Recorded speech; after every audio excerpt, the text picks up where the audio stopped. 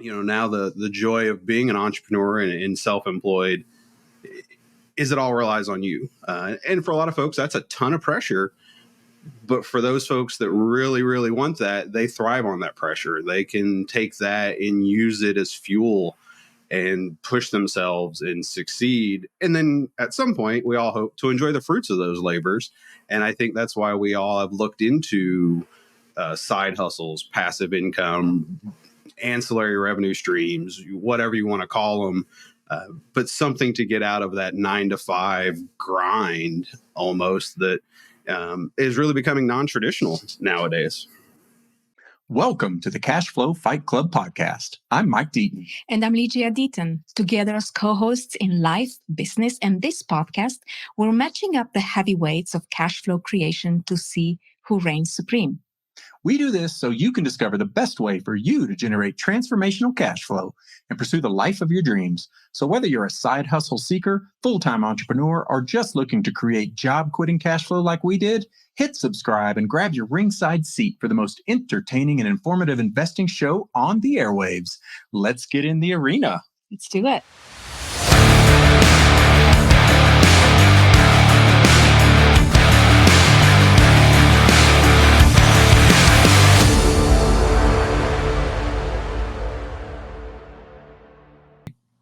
I am so excited for today's matchup.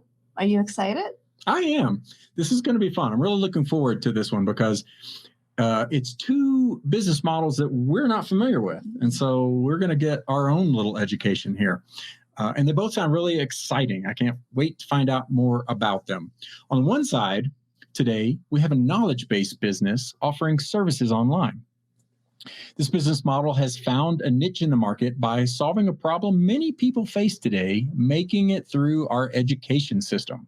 This one's specifically focused on tutoring nursing students. But haven't we all faced a class or classes where we struggle to get through?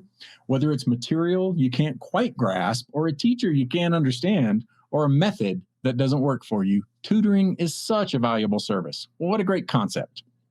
And on the other side, we have more of it's still a service-based business, I would say, but it interacts with some equipment and a machine, right? So it's a vending-based service business.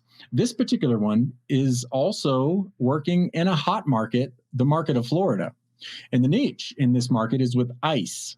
Yes, ice vending machines in the panhandle of Florida. Talk about catching and riding a trend. Global warming, anyone?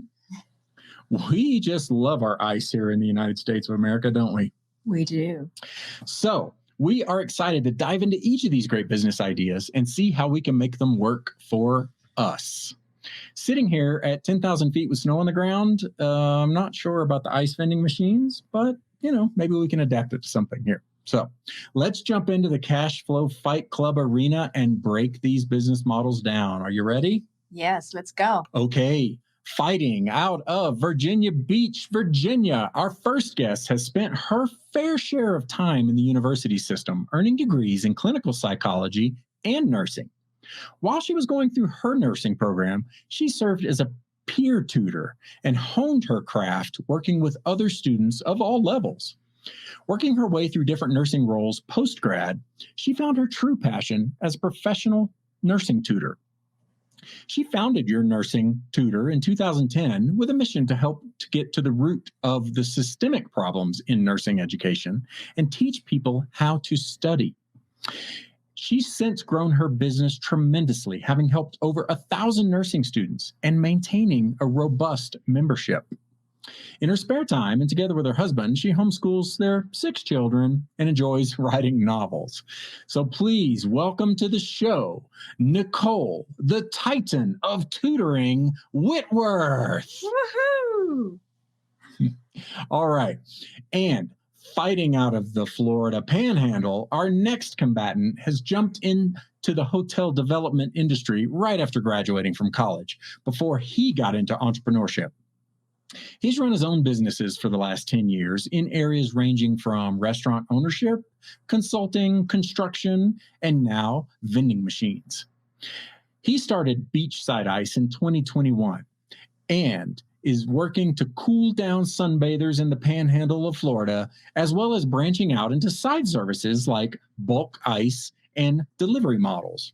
Representing this niche vending opportunity, please welcome Stephen, the Iceman Slagle. Yes. And as immortalized by the legendary Michael Buffer, let's get ready to rumble. All right, Nicole and Steve, welcome to the show. Today, we're looking to have a fun matchup with you guys. Appreciate you coming on and sharing your stories. Glad to be here. Mm-hmm. Excellent. Thank you for having us. You bet. So just a quick reminder, we'll have 3 rounds. First round is just to get to know you guys, a little bit about your background. Round 2, we'll dive into your business model. And then round 3, we'll go a little deeper if there's anything, lingering questions or things like that. And then Lidgy and I'll confer. And if at all possible, we'll pick a champion and kind of go from there. So it'll all be fun. So with that, Nicole, why don't we start off with you? Give us a little bit about your background, what brought you to where you are today and your nursing tutor and Sure. all that good stuff. So, because we were just chatting that it's a long and winding road, but to summarize, I'm actually, my husband and I, we have 6 kids and we homeschool, and I was a stay-at-home mom for 12 years. And I never thought I would be a stay-at-home mom. I don't actually like small kids that much. I say I love my kids, but don't put me in the church nursery or anything. But and so I always, when I came home to be with them, because I was working full time as a registered nurse when we got pregnant with our first, and when I came home full time, it was a huge culture shock for me, and I needed to do something with my adult brain, is what I always said.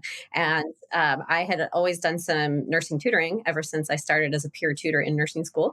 And I was also just looking to make some side hustle money.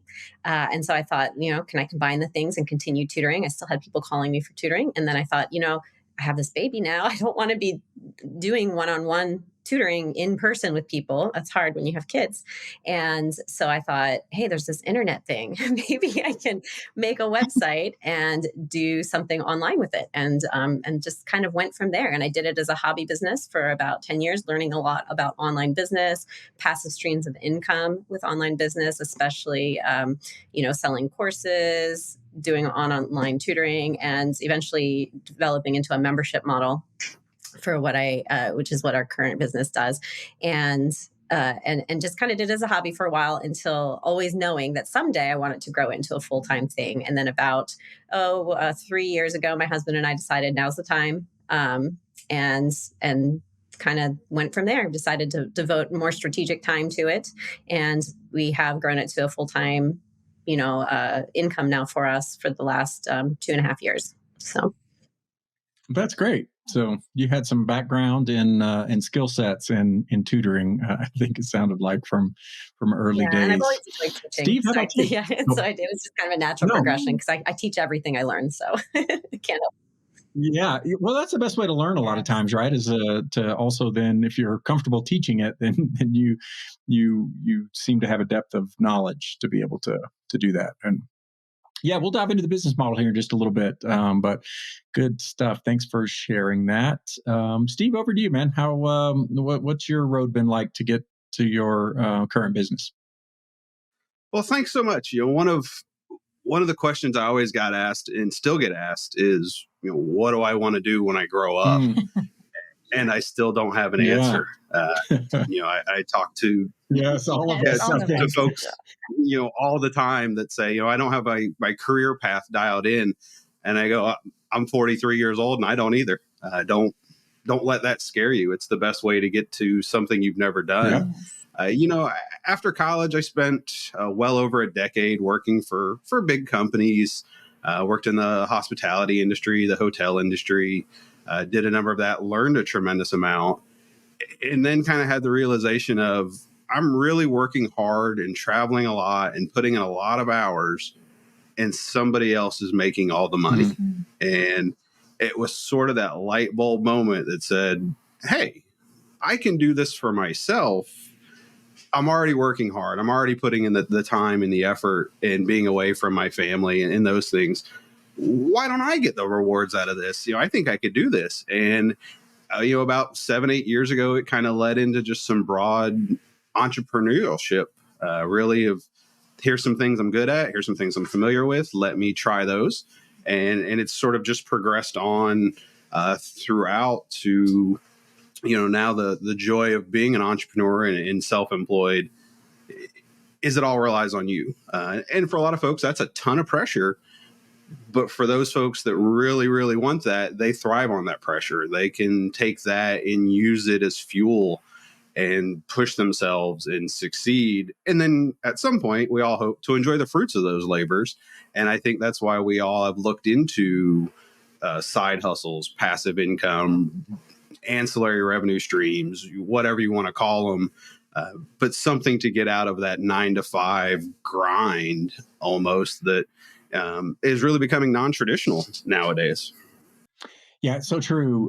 So many great points in there that we can explore. But as Nicole mentioned, the advent of the internet, I think, really turbocharged this ability to do side hustles and to run businesses even. And so, yeah, nowadays you see so many people that are starting side hustles or turning those into their main gig or business. And I think once you have that taste of freedom a little bit and the opportunities, and not professional, but also professional, but personal opportunities that having your own business or even your own side hustle can open up, that really hooks a lot of people.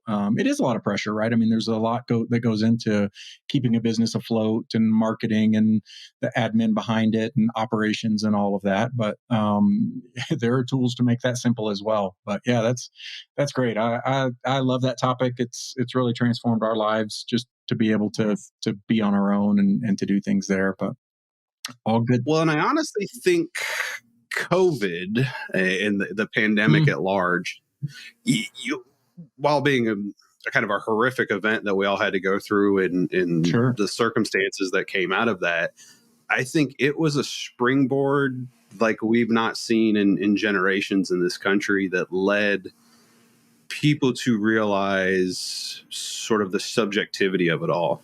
You had folks that had worked for companies for 10, 15, 20 years that were now furloughed, to no fault of their own. And now they're being told, hey, you got to go stay at home for 2-3 months. Maybe they worked remotely and got paid. So many millions of Americans didn't. They just were sent home.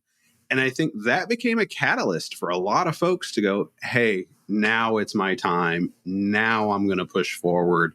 And I don't think we've had that springboard, like I said, for generations in this country. And obviously the internet has made a lot of it possible because now we have such a wealth of knowledge a couple clicks away. Yeah. Yes. Before you had to go try and find an encyclopedia or a book to read it. And who knows when that was written and how out of date it was. Now your information is so fast and so flowing. And there's some scary parts to that, obviously, and I'm sure Nicole can attest to having kids as well. And you all, it's opened up a Pandora's box in a lot of ways, but it's given everybody just so much access to knowledge that wasn't there before. And personally, I can, speak to a lot of the stuff I've learned in the last few years that it was only available on the internet. There was no other way to wean that knowledge because a lot of people just weren't willing to give up the time and information. Right. Mm-hmm. Yeah, really good points as well. I blocked the whole COVID thing. I forgot about that. We were homeschooling. I didn't even notice it happened. Yeah, right. I'm an introvert who works from home. People are dying? What? No, we won't make it about us, obviously, but in 2016, Mike and I both found ourselves without a job. And then we realized that job security is an illusion. Like there's no such thing as job security. And it really pushed us to a point where we wanted to figure out what we want to do and figured it out. But unless you're pushed to that point, it's hard to take that leap of faith and kind of move forward in that entrepreneurship Absolutely environment. Yeah. So, Steve, you tried a few hats on and still wear a few, I guess, but you've recently found yourself into beachside ice, where you do some ice vending as well as some side businesses on top of that. Give us a little bit more about what that's about and where you hope to take it and things like that. So beachside ice is sort of the latest business in our conglomerate that we've started. And it is really centered around a term we like to call destination ice. So we're obviously in the panhandle of Florida. We're right on the Gulf of Mexico, a very, very popular tourist destination. One of the most popular beaches sort of in the country that's accessible to so much of the country for a drive-in market. So we did a lot of research beforehand, spent months looking at manufacturers, talking to them, meeting to them, until we finally kind of found a home with Everest Ice and Water Systems. In that, we knew where our customer base was. We knew where they were going to be. We knew when they were coming. Our challenge was to get an ice machine in front of them and teach them how to use it and to use it regularly. So a lot of our challenge became simple marketing, getting the word out there, getting them to know where the machine is, what it does, how to use it. They no longer have to go to the big box store, to a grocery store, convenience store to buy their ice or water.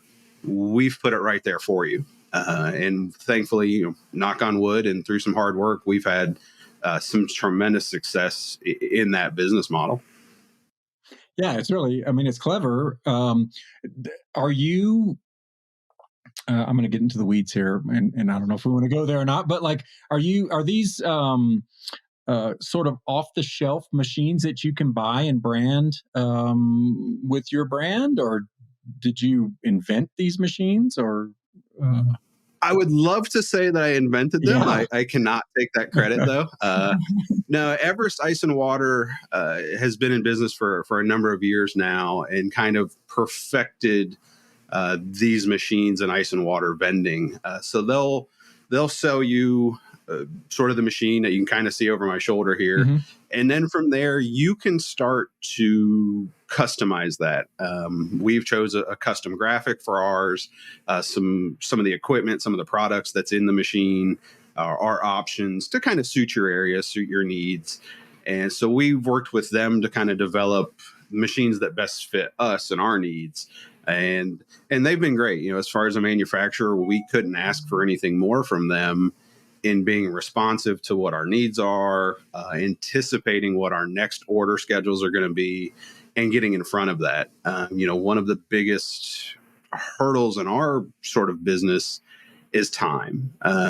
If we're going to a landowner or a property owner and pitching these machines, everybody gets really excited, and you've got to be able to place that machine there pretty quickly. They don't want to sign a deal saying we want to do this, and then 7, 8, 9 months down the road, they get their product. Yeah. So you've got to really have some pre-planning, and Everest has been great to work with to accommodate that, to get machines scheduled to be put into place sort of as we go to meet demand. That makes sense. Yeah. So I would guess, are you then keeping a machine in inventory or something? Or are you kind of going just in time and working with the vendor to get these out? Or the original goal was to always keep one in inventory, sort of for spare parts, sort of for a backup, for an emergency need. And then that plan quickly changed when the customer demand grew so quick. We realized we would probably not be able to keep a machine in stock and have it sit. As soon as we got deliveries, we'd already had contracts signed for placements. We're also looking now at a couple of contracts into 2024. As soon as the machines come in, they'll be delivered and placed on a property. The machines aren't cheap. They range anywhere from about $50,000 to $60,000 to purchase one. So, we're looking at a considerable investment. And again, we would have liked to have had one sitting around, but I like them more in the field making money. For sure. For sure. Are you purchasing those machines, or are you renting them? We purchase them directly from Everest. Okay. So we'll sign a deal with them, purchase them from them, and then the machine is wholly ours. And then Everest is responsible for warranty items, continuing support, things like that. Very nice. And what kind of payback are you getting? Are you seeing on your initial equipment? Right now, we're seeing return on investments about the 24-month mark is when they're kind of paying themselves back and paying themselves off. So we're very fortunate to see a pretty accelerated return on those. The overhead costs as far as maintenance and things like that are really, really low, which helps accelerate that ROI, which we greatly appreciate because, hey, I like money. I don't know anybody that doesn't. So yeah, we shoot for the 24-month mark, being in an area that does have some seasonality. It just takes some planning and some budgeting to know that for the 8 months of our summer season, the machine's going to do very, very well. As we get into some of the winter months, the machines will slow down a little bit, and you've just got to plan and acknowledge that. Yeah. Okay. Well, let's slide over to Nicole and learn a little bit more about your business model. So you're nursing tutor. It's pretty self-explanatory, but give us a little bit more. So I've done a lot of things with it over the years, but our current model is we have 2 self-study courses. So they're basically on-demand courses, a one-time purchase that people can buy on a specific topic that is a common problem for nursing students, one on dosage calculations and one on my Silver Bullet study system, which is just the process for studying that I developed to help nursing students to do it in a more concrete, easier to understand way. And then the comprehensive package is my membership. So there's really nobody out there that's offering this kind of support for nursing students. And this is what nursing students are looking for. They want a real person that they can ask questions to. They think they need one-on-one tutoring, but one-on-one tutoring is very, very expensive. It can get expensive quickly. And it's often just kind of a Band-Aid because it's giving them, the answers for their next test. Like, let's review this topic, but it's not teaching them how to think like a nurse, which is what they're going to have to be able to do independently on their own when they're out on the floor someday, or when they're taking NCLEX, their licensing exam, and things like that. So that's really what I do, is I help them not only review content and answer questions, but to help them process how to think. And so I offer, like, in the membership, they get access to all of my on-demand courses, the 2 that I sell independently, as well as additional ones that are only available to my members. And then I also have a forum where they can post questions for me anytime, and I personally answer. And I also do a weekly live group tutoring session. They can hop on a video chat. It's a small group setting, and we get to have the back and forth conversations. I get to give them encouragement, the ones that come regularly, I get to know them and their story. And then I have a weekly nursing student support group that is, I used to run, but now it's run by a couple of the members that have basically become lifetime members because they've been with me for so long, and they're just as passionate as I am about encouraging other nursing students to get through school. And so they're there as kind of like peer mentors to help with the other nursing students too. So. Yeah. Interesting. Yeah. And it's nice. So I do it a monthly membership model. We've raised our prices. When I first started, I was charging $27 a month for all of that. And now we're up to $97 a month. And we also do quarterly memberships. We have annual memberships. So there's like different, that get discounts. So we have different options available. Right. But that's one of the beautiful things that I love about online business is we can always change. It's so quick to pivot. And I love experimenting. I love trying new things. We just built a new business funnel this fall for, we offer a free video that gives them an introduction to the Silver Bullet study system, because I talk about that a lot in all of my my free videos on TikTok and things like that I put out online which is usually how nursing students find me. And then they can sign up for my email list and get this free video. And when they get the free video, and that part is all passive, so it's all automated. So I don't have to be sitting at my computer to send them the free video, which is nice. I can be putting my kids to bed or reading a book or whatever. And every time they sign up, they get offered what we call a tripwire. So it's a one-time offer for one of my paid products. And we've been finding a lot of success lately with offering my my on-demand course on the Silver Bullet study system for half price. And so when they sign up for my free video about it, they get offered, hey, by the way, do you just want the full course for half price? Because if you buy it within the next hour, then you can get it. And we've had a pretty good, amount of students who take us up on that. And then if they buy that, we can say, oh, by the way, would you like to try out the membership and get some help from an actual professional nursing tutor with 15 years experience? And we have, a handful of students who buy the course will then sign up for a discount on their first month of the membership. And so that's been going really well, which means since that's converting well, we can start running ads towards it and have been and have been able to get profitable on running ads to that, as well as getting organic traffic, which is fun. And so all of that's automated. And then I just finished scheduling out an entire month's worth of emails for November. So it's the kind of thing that I get to batch. And we planned out like our Black Friday sale, or Better Than Black Friday sale. I have the emails written. They're already scheduled. I can just sit back and watch and see what happens, see if they work this year. And we're testing out new offers that we've never offered before to see if they're appealing. And if they are, then we'll probably tweak our funnel some more. So it's always a fun process to me. Like, I said, I think before we started that I like to use my adult brain. With 6 kids, I have to use my adult brain. And this is really it. I get to play Sherlock Holmes and just try new things all the time. So. Sounds fantastic. You probably ask this all the time, but how do you, for the moms that listen to this podcast, how do you balance the mom life, having 6 children, and do homeschooling with them with your work life? And how do you balance it? It looks very different now than it used to. When I was doing this as a hobby business and my husband was working out of the house and I was home full time with the kids, I just didn't clean my bathrooms very often. So I would find time in the margin, and you'd be surprised how little people notice when you don't clean your bathroom.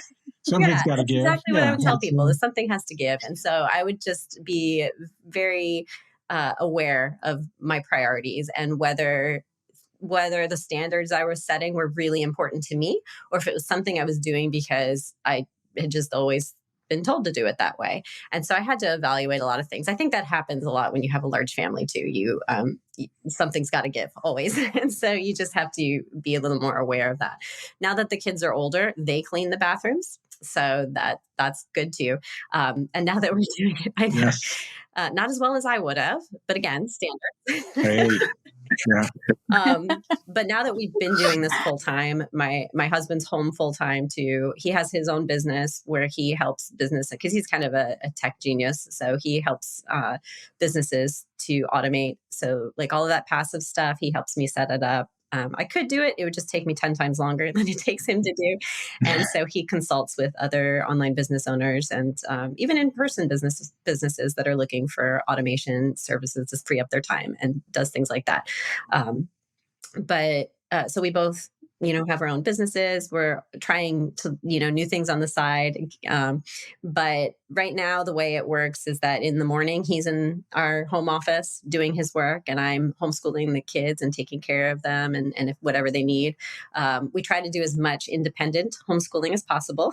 And then in the afternoons, we swap places and he is primary parent for the kids and I am in the office doing the work that I need to get done, and we trade off dinners throughout the week. And what really helps us is every Sunday morning we have our weekly planning meeting where we have developed a system where we have to go through in detail everything that is going on in the week, everything that's on our to-do list, and all of that to make sure that we're on the same page and that nothing's between the cracks. Yeah. So. Yeah, a lot going on there. Circling back into the tutoring program. So I love the concept of a bunch of different offerings in terms of self-study and then different membership levels. For your personal tutoring service, are you contracting with other people to act as tutors? Or are you doing that? Or that's how does a great that work? Question. So right now, I've just been doing it. It hasn't gotten to be too much for me. Because I only do a one hour session per week. And then I check the forums daily and answer any questions that they have. I do have a virtual assistant that, we have something set up. She helps me with the customer support emails and also with the checking the forums to make sure I don't miss anything.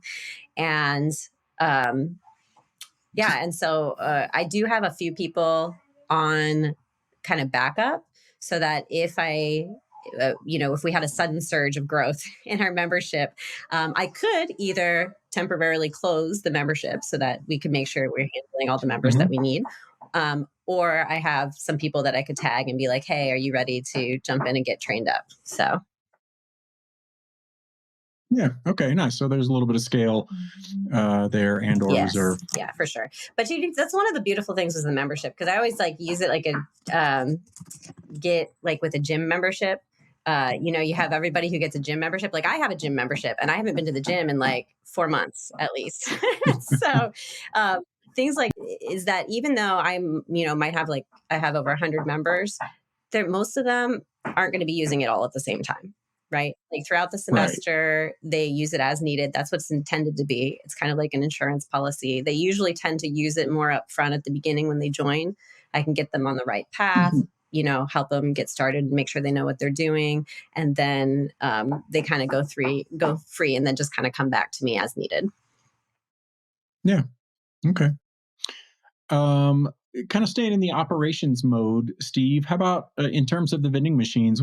What type of ops is involved there? So it sounds like, or more than that, right? So I guess you're out marketing these to property owners or I don't know what all types of businesses you're looking to go into, but then, there's an installation and probably some kind of maintenance you mentioned or things like that. Kind of what's involved in that section of the process flow.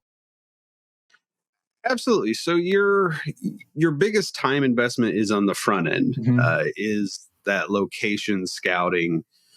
Where do you want to be? Where do you want your machine to be? Where can you maximize your revenue streams? That then leads you to starting to talk to landowners, to business owners.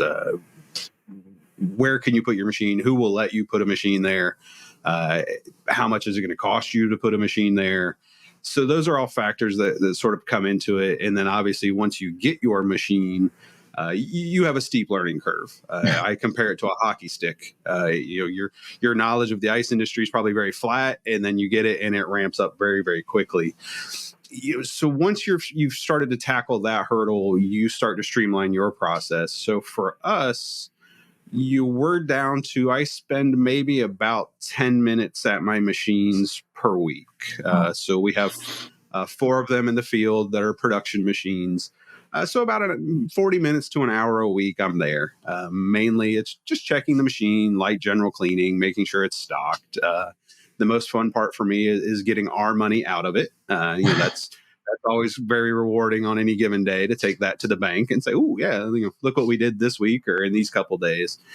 For that, do they take cash and digital? Yes. Yeah.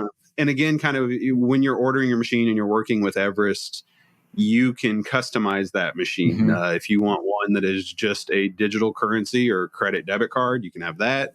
If you want one that does take cash and coin, you can have that option as well.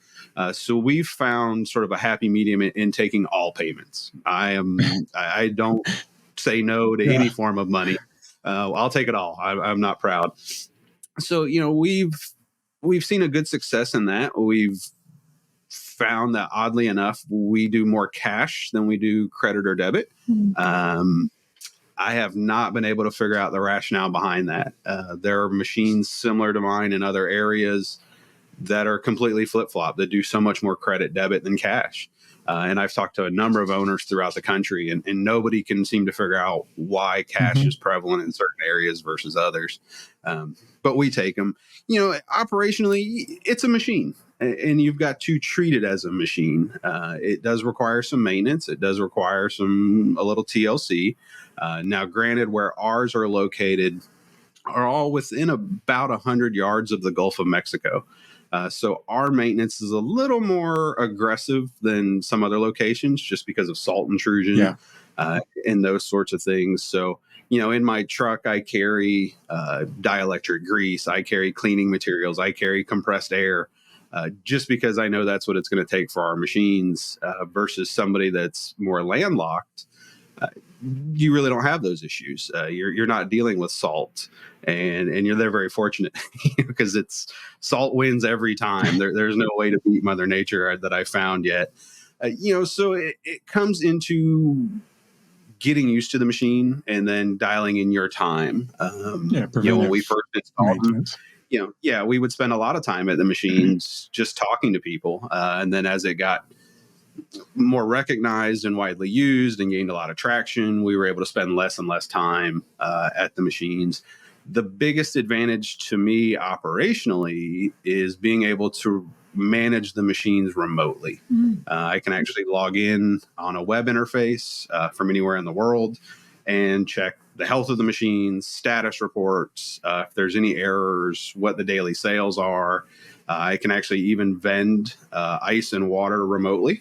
So if a customer maybe was just having a hard time getting the machine to work or just didn't read the directions, and they call, I can do it from my phone.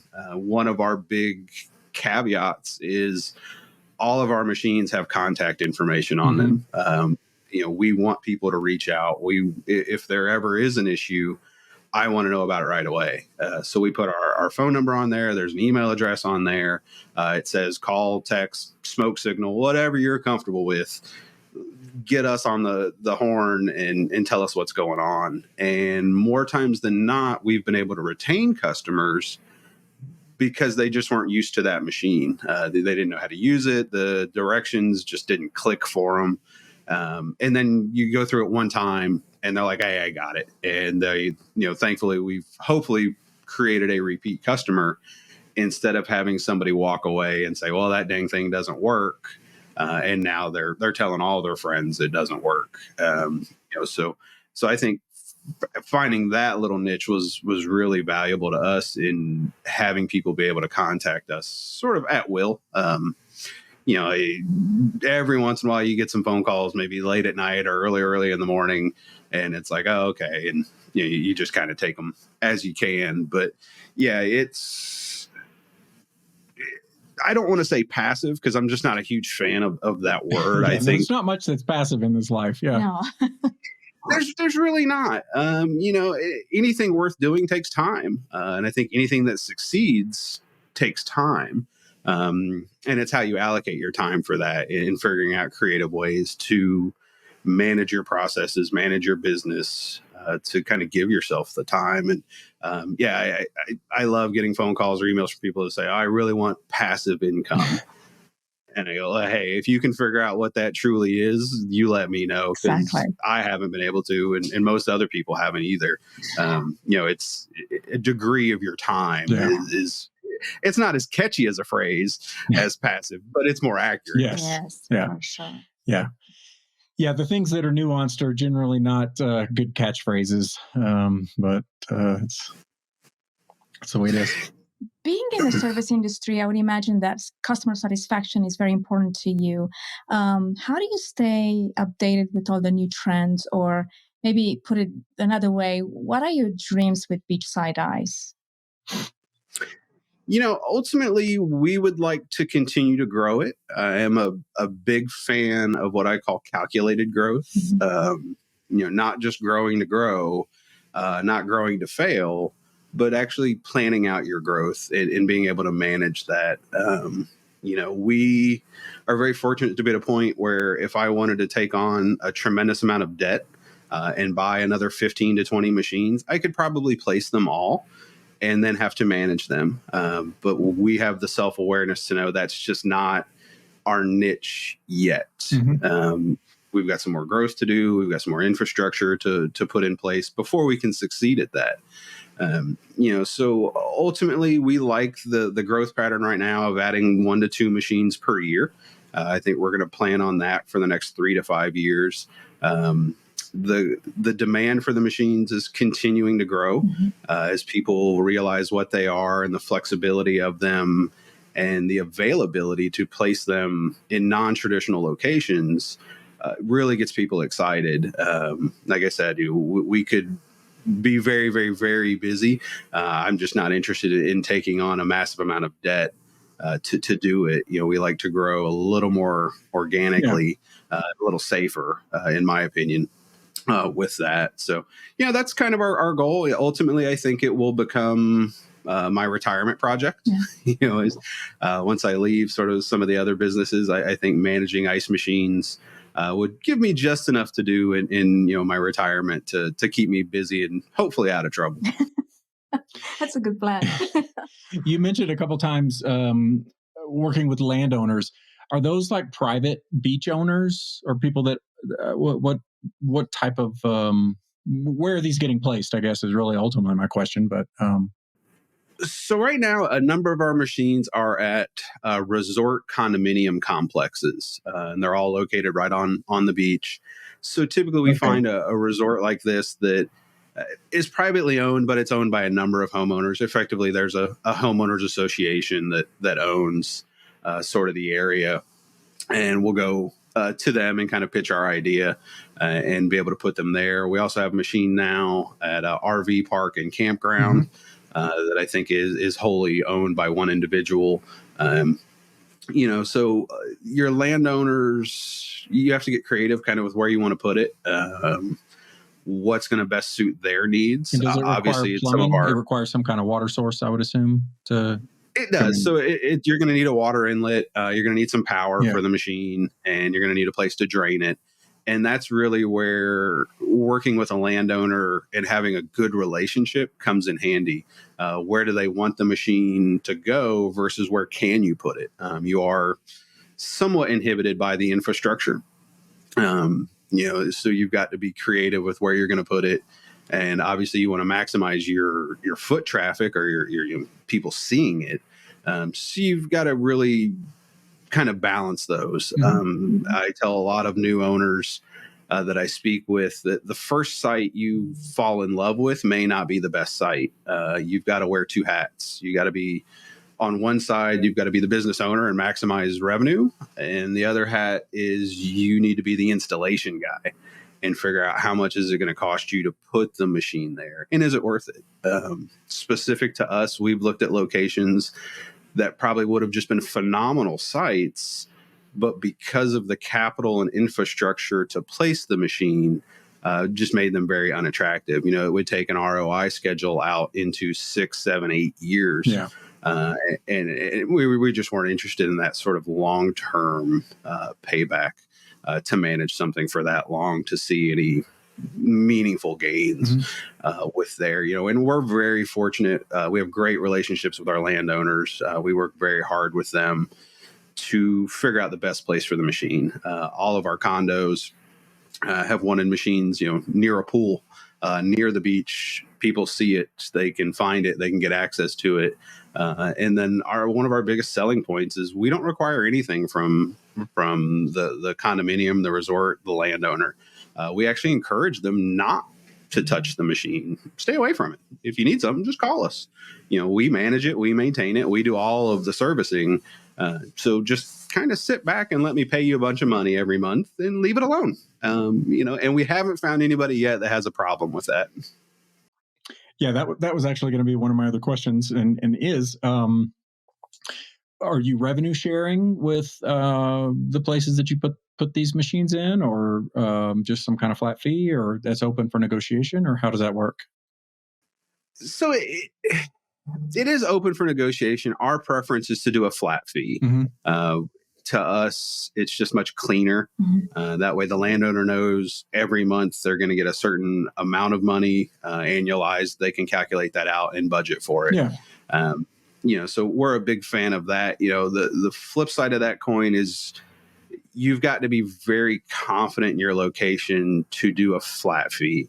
If you don't have the confidence in your location, obviously you're not going to want to say commit to hundreds of dollars a month in your lease payment to not make any money. Right.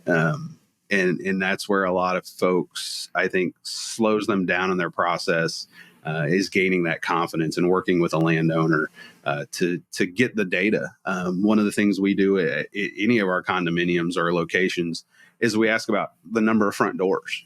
How many doors exist in this location? And then what's behind the door? Is it 1 bedrooms, 2 bedrooms, 3 bedrooms, 4 bedrooms? How many people are we looking at that can be on the property at any one location, at one time? And then we start to make our determination from there. The smaller properties, a lot of times are very difficult because it will extend, your revenue schedule. Whereas the larger ones, while costing more per month for a lease, have a greater potential to earn revenue back very quickly. And so much of it's a balancing act and learning as you go. One of the things I continually tell myself is learn something every day. I've gotten very good at doing ice business, but I could be better. And there's people out there that have different ideas from different industries that, they're not selling ice, but they're still in business.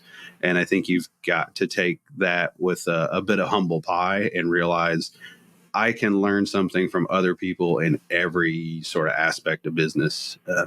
And if you stop learning, then I think you stop growing. Absolutely. Yeah. Yeah, with all of that, so let's kind of get into round 3. We'll get into a few deeper questions for you guys.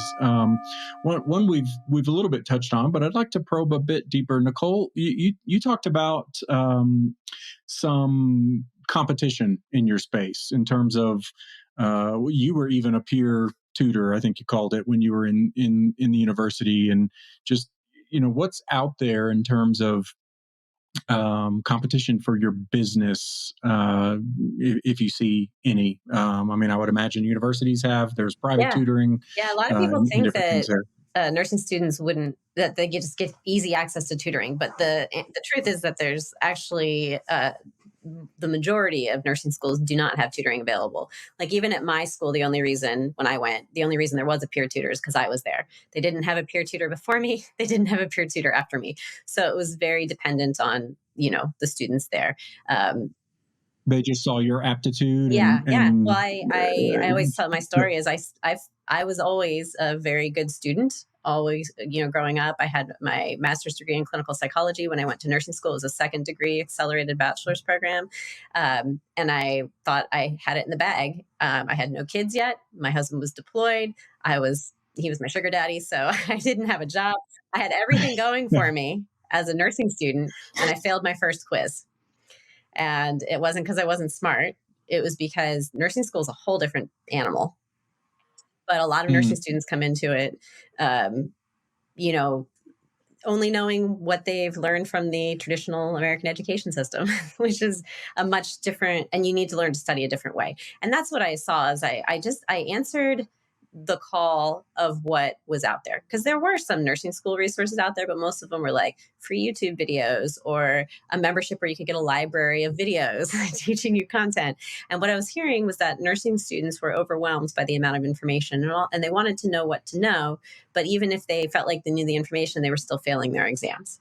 And that's because it's about understanding it and knowing how to put together and how to think through it.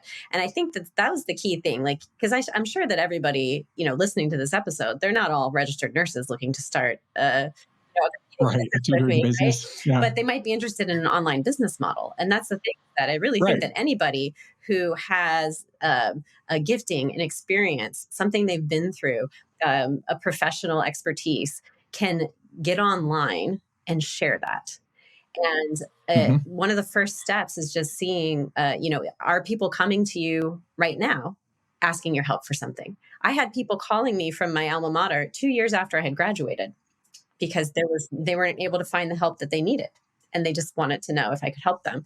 I have a lot of online business owner friends now. I had a friend who's a speech pathologist. She actually built her business. She ran it for about 5 years and just sold it for just under $1 million, just at the beginning of the year. Wow. And I have another friend who, her and her husband about 10 years ago had experienced infidelity in their marriage, and they were able to go on and save their marriage. And now she has a successful online membership to help other women whose husbands have been unfaithful to walk them on that journey, because it's hard when you don't have somebody out there. So, membership model can be anything. It can be as simple as providing a forum. Sure. You don't even have to teach anything. Like, I'm a natural born teacher. You don't have to teach anything.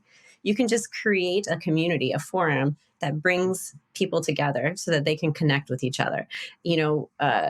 that's more important than ever, I think, after COVID. I think people are really craving that and looking for that kind of relationship too. So that's, I think, one of the biggest things. And so that's why I say, like, there are other, is there other people out there doing it? If there are, good, because that means that people need it, right? There Yeah. and you just look for what makes you different. I call that, everybody's got an unfair advantage. There's nobody out there that's just like me, that has my personality, that has my red hair that stands out. It's like, that has 6 kids, that talks about the nursing content the way that I do. And exactly. so there's going to be people, there are nursing students who love that and they become raving fans. And it's like, and then there's other people that are like, yeah, I don't think this is going to work for me. And I'm like, well, I don't think you tried it the right way, but okay, see ya. Like, I'll help somebody who wants to be helped, and it's a bit of a mindset game sometimes. I think anytime you put yourself out there, and I'm sure Steve would agree with me with the entrepreneurship mindset, like it's a whole different animal. It's a different challenge because that illusion of safety when you have an employer, like that's an illusion, but it's completely stripped away when you have your own business. So yes. What advice would you give to someone that wants to start their own online business? Oh, it's a fantastic question. I would say the most important thing is just to start. And especially if it's the first time, if you've never built a business, because, again, like I agree with Steve, I say passive income because I can make money while I'm sleeping now. It doesn't mean I don't do any work. and I think similar to his ice business, a lot of the work is done up front. I develop my courses. I have to do a lot of market research, building the website, things like that, creating TikTok videos or other marketing stuff. Takes a lot of time up front that I'm not getting paid for yet. But then as the word gets out, as I get, you get your first sales, you learn, you pivot, you improve as you go. And then you get to the fun stage of business where we're kind of at now, where it's like, okay, we're making money. Now we just have to figure out how to scale that and make even more money and help more nursing students. And it helps when you get the feedback that, the success stories from the students that I work with are like, oh, I just passed my exam yesterday. Thank you so much. It's the first exam I've passed all semester because I studied. But I think it's important. Flashbacks. Yes, I know, right? But it's important just to start, because I see too many people try to perfect a product that they want to sell. Like maybe they want to make a course, and they'll spend a lot of money, with video equipment and sound equipment and lighting and all this stuff. And then they put it out there and it's just crickets and they never hear anything. It's because, the creation part of what you want to sell is actually the easiest part of online business. The hardest part is the slog that comes after, which is, the marketing. And I think that's going to be true in any business. It's getting the word out there consistently to the people that need to connect with you. Because if you don't, somebody else is going to try to help them, and they're going to do a worse job than you are. That's how I feel like, and so I've got to get out there and get the word out because I think I can help them the best. I think my solution is the best. And one of my business mentors, he always says that, like, if you think you're a perfectionist and that's why you haven't, pushed your thing out into the world yet, you're not a perfectionist because you don't have anything to perfect yet. Okay. You have to put it out in the world in order to have something to perfect. So you can't be afraid of messing something up, and I feel like there was something else I was going to add to that, but it's basically, you got to put it out. Oh, it's the market research. Look and see, what are people asking for? Because you might spend a whole lot of time building a solution for a problem nobody has. And so that's why, and there's so many ways to get around that with online business. You could do a pre-sale. You can sell your stuff before you've even created it, and see if anyone's willing to pay for it. And that saves you so much time right there. You can go into like Facebook groups. Like there's so many nursing school Facebook groups. I go in there and I say, like, what were people complaining about? Dosage calculations. Guess what? I can make a dosage. I have a course. Yeah. And so then I can create it, and I know what problems I solve because I ask people, and now they tell me what they want. And that informs the next steps of what I'm going to create for my members, is based on what they're asking me and what kind of questions they keep asking me. Yeah, love it. Love that. Yes. What is your dream with your nursing tutor? beyond scaling Yes, it? that's a great question. I don't know what I want to do when I grow up completely either. I go back and forth. Sometimes I think I want to do this forever. Sometimes I think that I want to grow it to a certain point and then, take myself, like kind of depersonalize myself out of it and prepare it Mm-hmm. to sell it. I could see it going either way. I'm not 100% sure, but I know what I definitely would want to do right now is just be growing it, helping more nursing students, becoming the go-to place for students who Mhm. want real help, who don't want the nursing school horror stories because they can be avoided. And it's more than, for me, it's more than just helping the nursing students. And this is another thing I love about online business is because you get to do what you're passionate about, right? Because like ice is Yes. great. We all like ice, but like, do you get up and you just oh, I just love ice today. Right? But I love my nursing students. And nursing is one of the professions with the highest level of burnout. And it starts in nursing school. Very, very sadly, it starts in nursing school. And so I get to go out there every day and help nursing students not burn themselves out in nursing school so that they can learn better habits so that they don't burn out as nurses. And, and the skills that I learn in this business, I get to, because I'm multi passionate.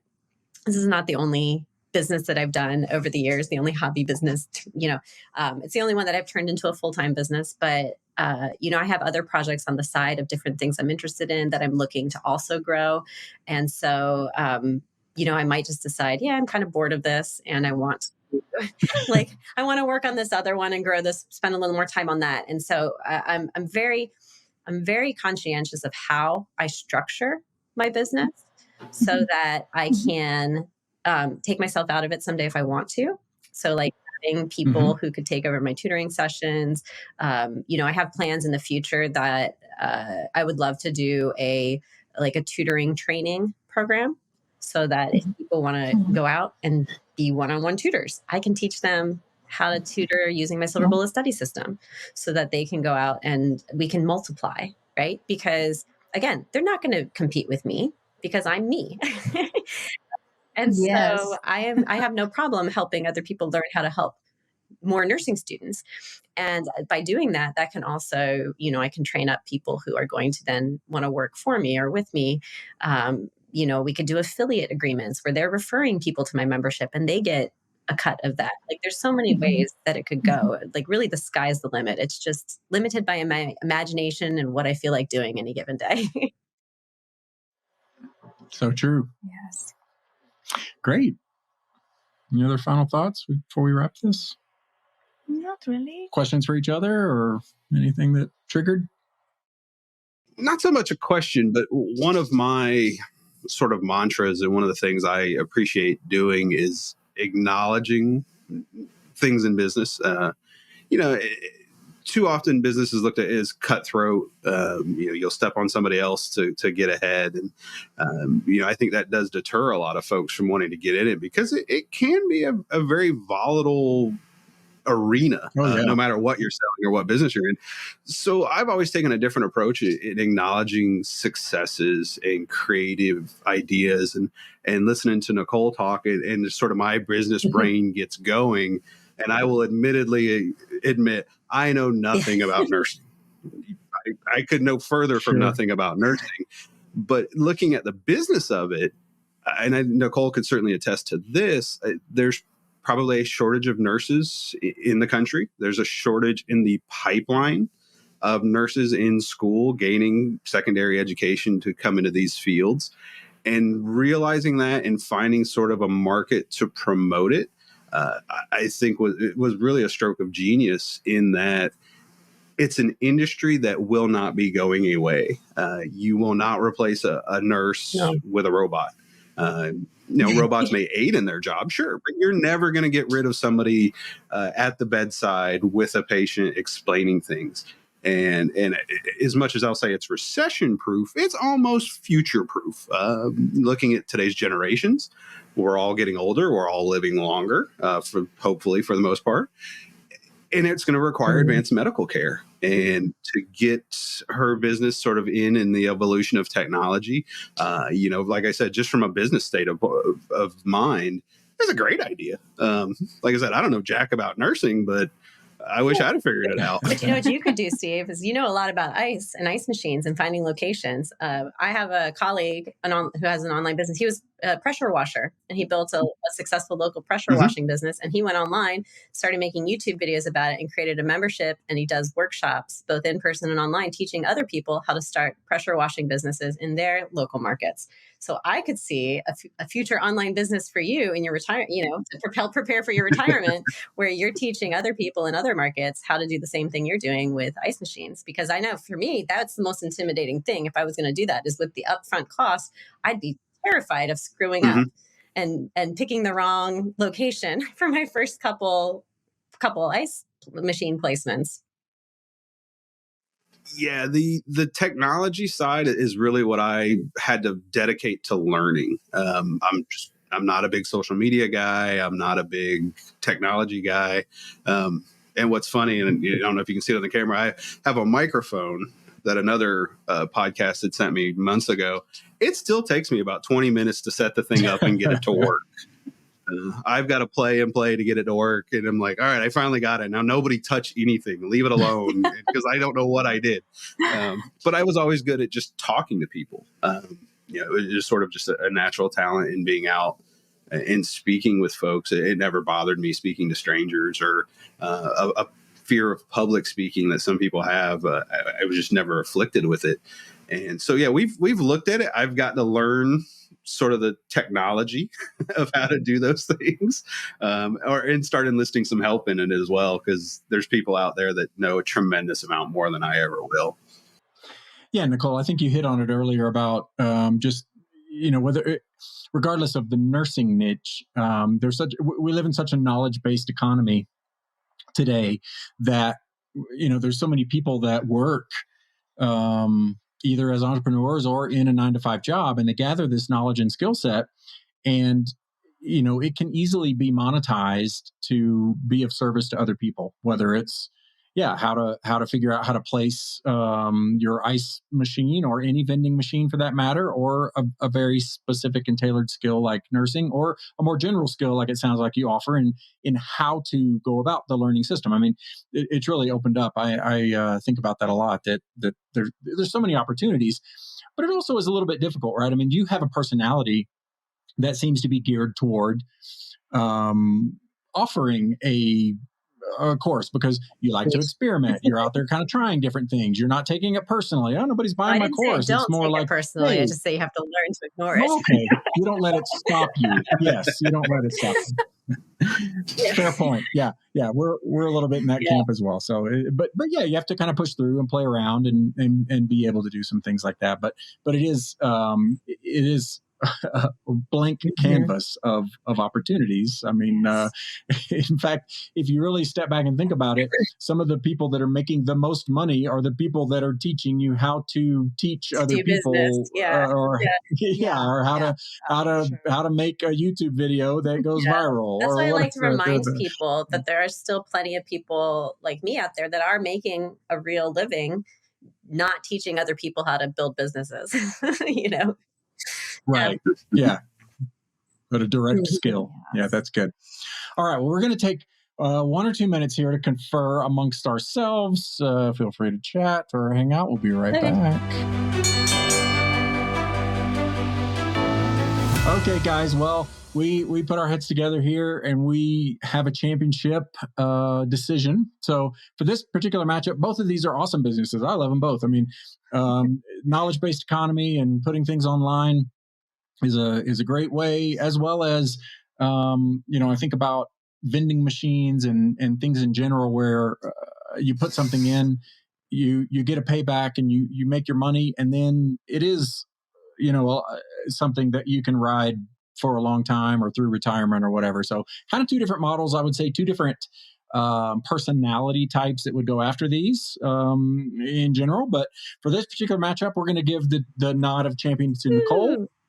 I think she's got a great model, independent of nursing, right? I mean, you have a specific skill set and you've dialed it in and really found a way to go about it. But I do think more broadly that you can open that up to almost anything, right? Just like we were talking about, Steve, you can figure out how to monetize the ability for the end-to-end business or vending machines in general, or how to pick a good market before you make a $50,000 investment, or how to maintain or whatever, all those kind of things. So I think just for all those reasons, it really lends itself to being good. So congratulations, Nicole. But congratulations to you both for some intriguing things. I mean, I think we definitely have some thoughts on how we want to maybe pursue both of these down the road. But appreciate you both coming on. So we like to end these with a little bit of gratitude. So first of all, we thank you both, as we mentioned, for coming on and sharing your knowledge and your time, most importantly, because I know that's valuable to all of us. But opportunity for you each to give some thanks to a person or persons who's been instrumental to your business growth. Nicole, we'll start with you. Sure. Honestly, my husband, he's my tech guru. I'm pretty tech savvy, but like I said, he's Mr. Your Nursing Tutor in the background. And he has, like I said, he has his own business, danielwhitworth.com, where he does workflow automations and helps business owners get their time back. And he helps me get so much time back. So I appreciate that. And also shout out if anybody's interested in online business. Some of our good friends and business mentors, Shane and Jocelyn Sams, they have fliplifestyle.com, where they have their own online business membership where they teach people how to start and grow online businesses. So so it's really good community good there. Stuff. And if people want to reach out to you, what's the best way to find you? The best way to find me is either my website at yournursingtutor.com, or I am very active on TikTok as well. And that's also at Your Nursing Tutor on TikTok. Okay, great. Mr. Slagle, how about you? You know, the list is very long. I'll condense it to really have to appreciate the time and patience of my family, some very close friends, because many of them will say they get tired of me throwing spaghetti at the wall.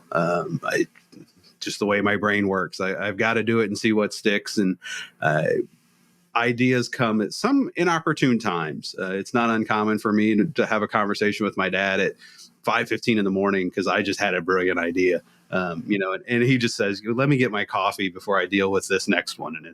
But so we've all got folks that kind of help us through those motions, and they deserve the appreciation and the gratitude, because ultimately none of us are doing this by ourselves. As much as we like to think we do, there's always a person that we vent to, or we lean on, or we rely on, that we just couldn't do it without them. And I think that support has to be fostered and garnished. You got to have it for your own mental health and ultimately your success. So there's a lot of folks out there that my appreciation is very deeply rooted for them. For sure. Yeah. Family plays a central role, though, always for successful, I think, there. Well, again, we thank you both for coming on and sharing. And Steve, what about if anybody wants to get in touch with you and chew the fat on ice vending machines or anything like that? Is there a good way to get a hold of you? Yeah, the easiest way is really just get onto Google or whatever search engine and just type in beachside ice. It should come up pretty near the top of the list, we hope. And on there is phone numbers, email addresses, a contact us page.